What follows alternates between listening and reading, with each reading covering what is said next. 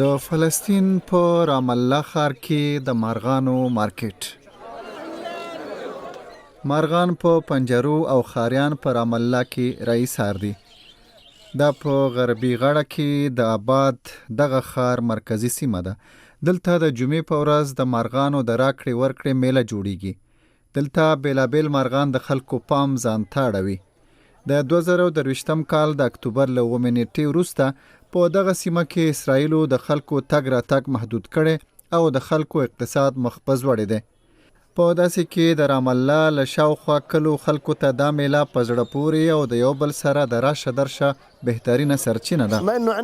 دا چې سیمه له محدودیتونو سره مخامخ ده او موږ په اسانه له یو نه بل ځای ته نشو تللی، نو موږ د هر جمعې په ورځ دلته راځو چې خلک او څیزونه وګورو. دا مارغان او دا خلک موږ ته خوشحالي راکوي او روحونه مو راژوندي کوي. شغلات زي هيك طيور زي ما انت شايف ناس تسوى. د مارغانو خرڅونکي وایي ځای په ځای د اسرائیلو د امنیتي پوستو او د سفري محدودیتونو له وجې ډېری خلک د مارغانو مارکیټ ته لاسرسی نه لري. خو په دغه مارکیټ کې څه ډول مارغان تر سترګو کیږي؟ اغلب الاشیاء د مارکیټ کې اکثر عام قسمه مرغان موندل کیږي. د خاص قسم مرغانو قسمونه د مارکیټ ته نه راوړل کیږي.